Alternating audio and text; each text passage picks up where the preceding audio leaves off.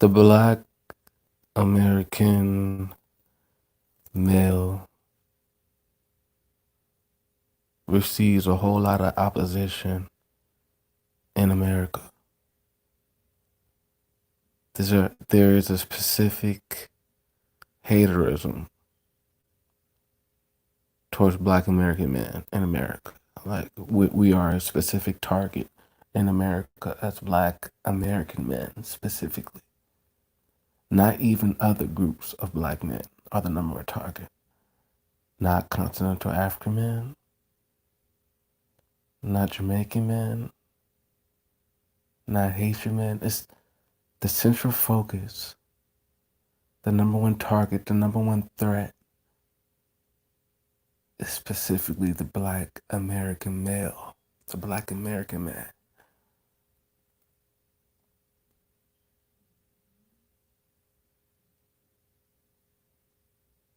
The Black American man is the number one threat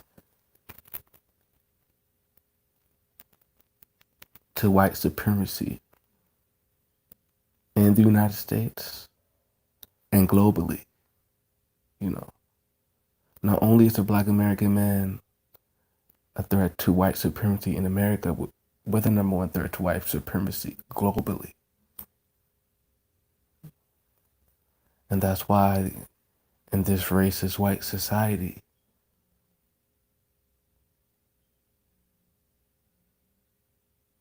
Black American men are so hated and opposed and receive a whole lot of opposition. Because we are the number one threat of society. Black American men are the number one threat to society, white society. That's why society is against us so much.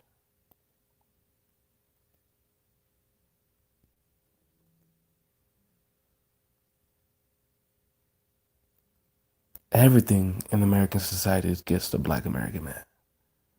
The media, propaganda, and the media to tarnish the image of the Black American male.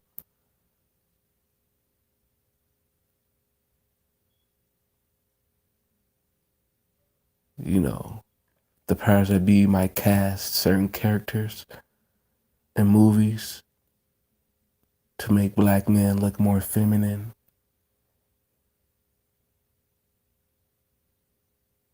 You know, there's an attack on Black American manhood.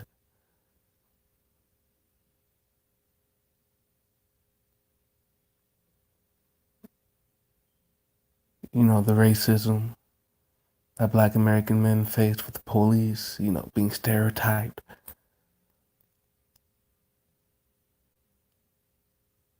Where Black men were more likely to get stopped and frisked by police, you know, more likely to get killed by police.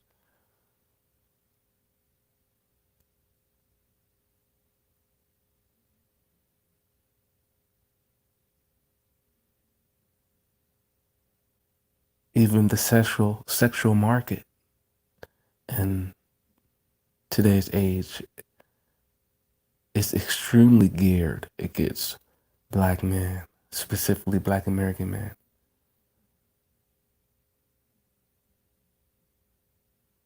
Women are trained by other races of men to have a hatred, a disdain towards the Black American man, the Black American male.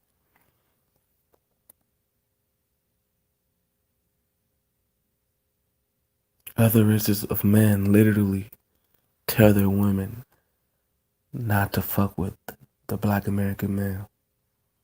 Like literally, they be telling their daughters, they tell their wives, they tell their nieces, man, if I ever see you talking to a Black man, I'll break my foot up your ass. I would do something to you if I ever see you with a Black guy. That's what these other races of men tell their women behind closed doors. These other races of men, like literally a lot of them have a literal literal hatred for Black American men.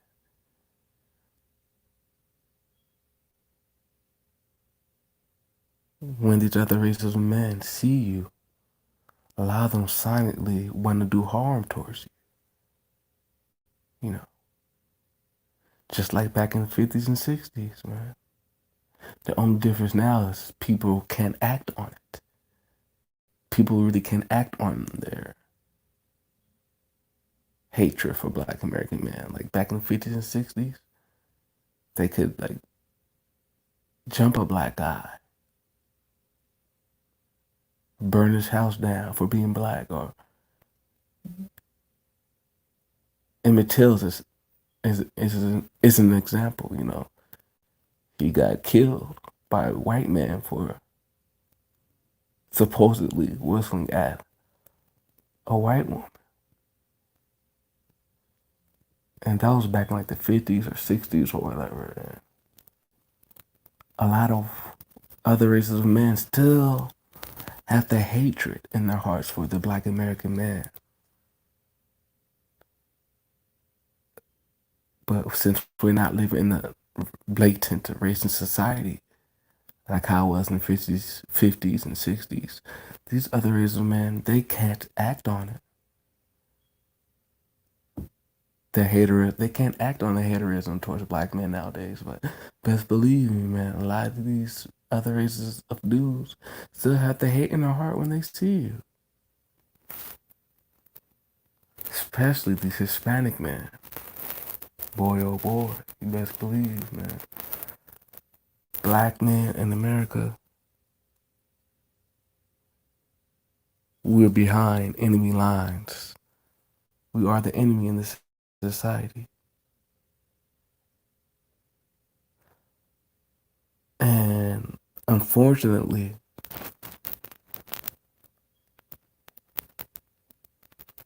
I don't think a lot of us black men of today's generation,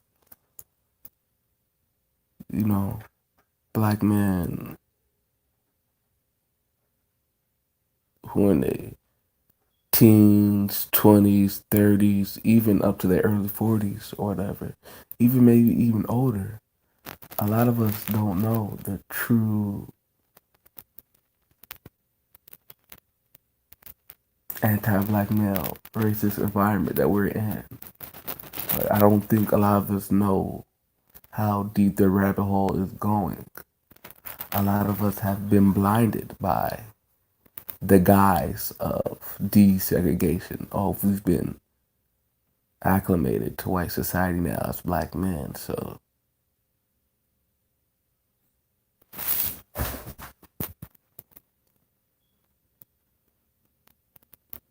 a lot of us forget that we are still viewed as the same enemy that we've been perceived throughout this whole American history, and we're still viewed as the enemy today.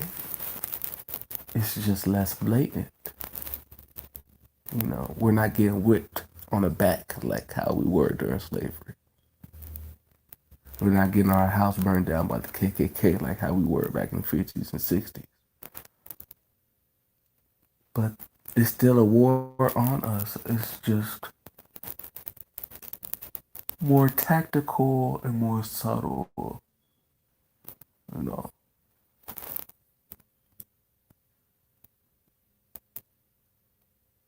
And what's the issue? Why do people have such an issue with Black American men? What sets us apart even from other black men, like the continental African or the Jamaican? Why is it specifically on us, Black American men, the haterism? It's because we as Black American men, the Black American male, is the cream of the crop.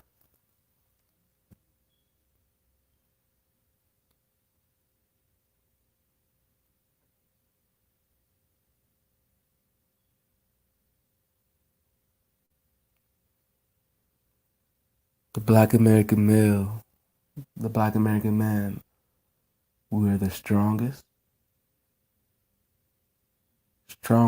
in the world. of all races of men, all ethnicities. We've endured a grimy,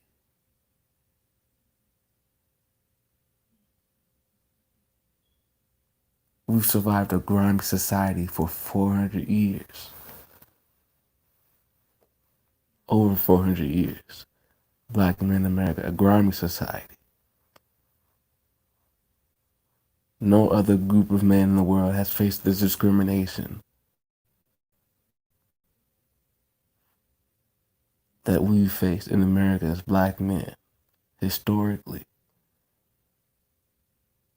And it's been for a decent amount of time, 400 years, man.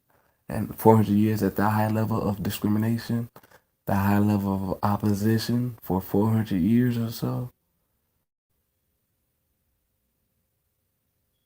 No one else in the world has faced that trauma that black men has faced. And that's why we're the strongest. Slavery. After slavery. Segregation, Jim Crow, civil rights movements, KKK burning down our houses.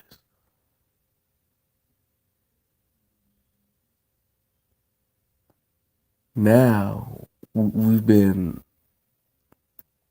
after segregation, but we're still facing an extremely racist society in the 21st century. I mean, now they're trying to strip away the black American male from the sexual market. I mean, every generation, the black American male faces a new extreme plight. It just changes with every generation. And every generation, the black man keeps going on, and we just continue to keep our heads high in a society that extremely opposes us. And no one else lives in this world, lives in a society that just opposes them, like how society opposes us as black men in America. So we have a unique strength, and our extreme strength causes us to be a threat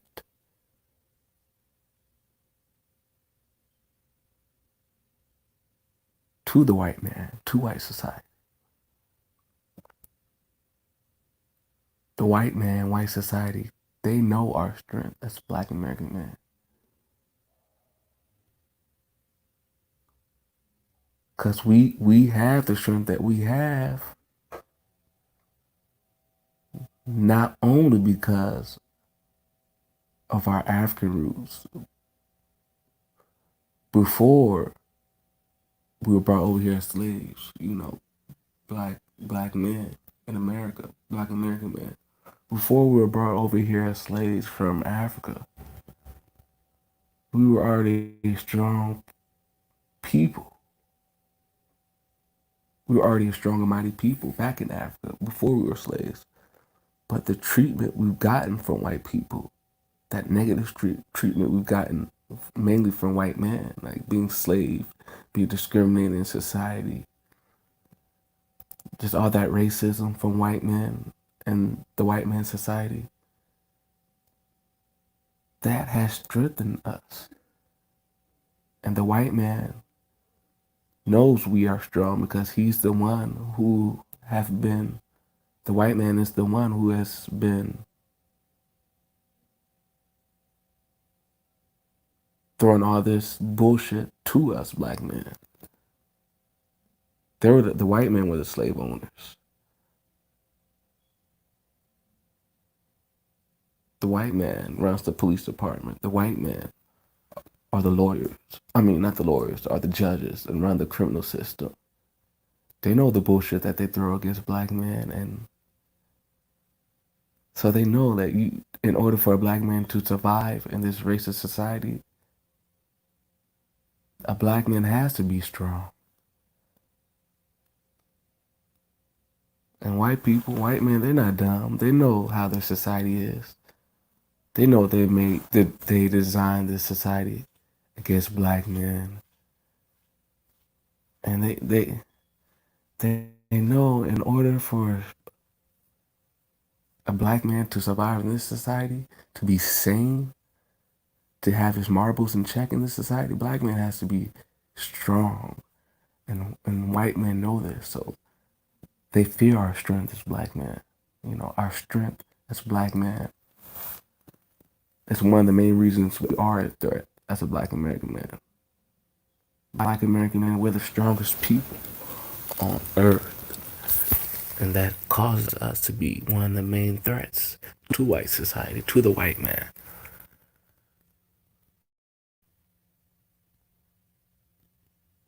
And aside from our strength, black American men, we're extremely accomplished. You know,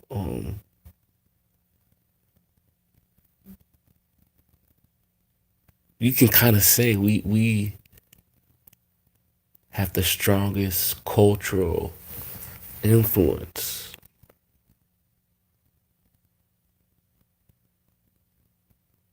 We make America what America is culturally. And we're only a small percentage of men, black American men, but we have this huge influence. So the people really can see that there is something special about us.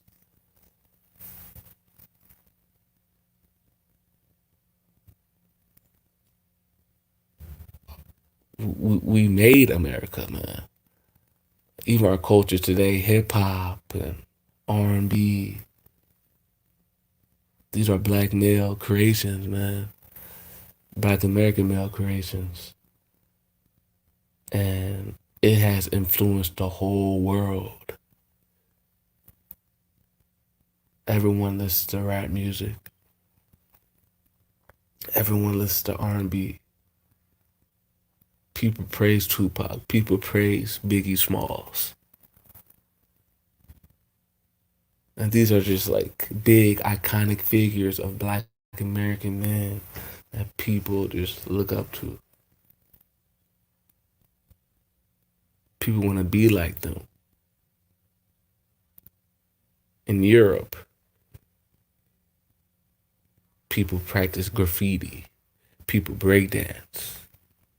Come on, these are black American male inventions, creations, man.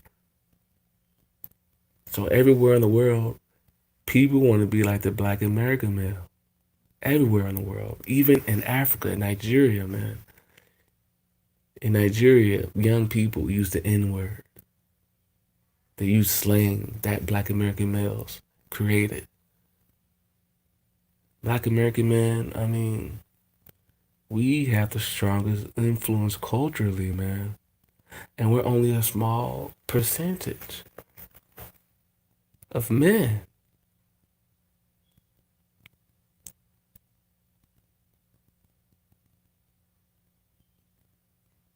Our cultural influence, man, it tells the enemy, our enemies that, man, the black American male, he has a strong potential to be a leader. Look at all these people who want to be like the black American male through all the continents. If the black American male like finally gets his head on 100% straight, man,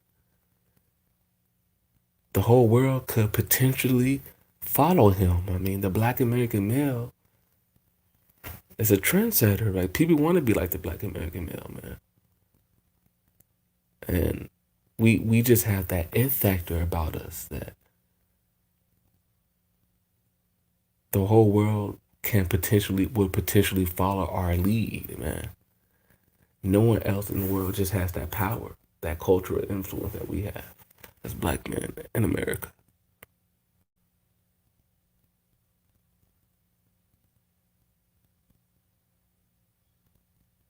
and no one else in the world really has put in the work that we put in as black men in America.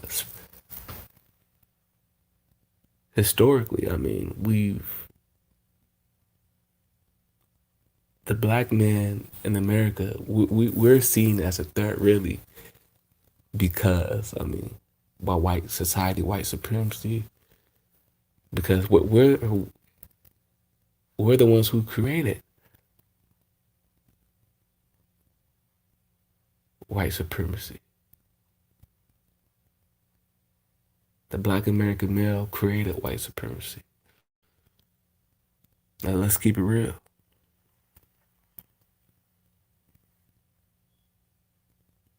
If it wasn't for slavery, free labor, our inventions, white society, white people wouldn't have gotten anything. I mean, white society thrived off of our inventions. White society thrived off of black inventions. White society thrived off of black labor, free black labor. White society thrived off of black innovation. Like, come on, man. The black American male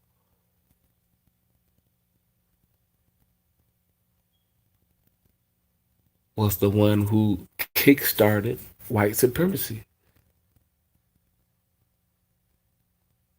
And the white man, they know this. They're not dumb. If it wasn't for the black American male, the white man wouldn't have no type of power. They needed us to get the position, to get to that position, to where they are. And the white man knows that. Without the black man, there will be no powerful white man.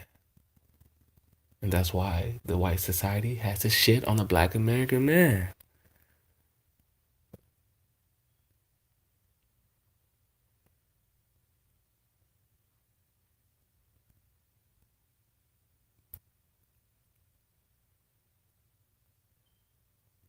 So black American men, we're the strongest in the world, strongest in the world. We have the most cultural influence in the world. And we're the biggest sexual threat.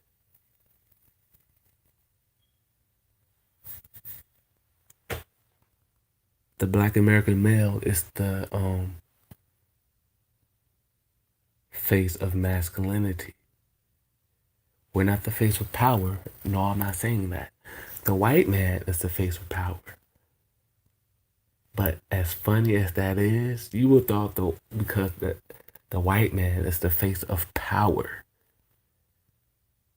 that the white man would be simultaneously the face of masculinity. But nah, it's not like that. Even though the white man is the face of power, it's the black man, interesting enough, that's the face of masculinity. Still, even though the white man has power.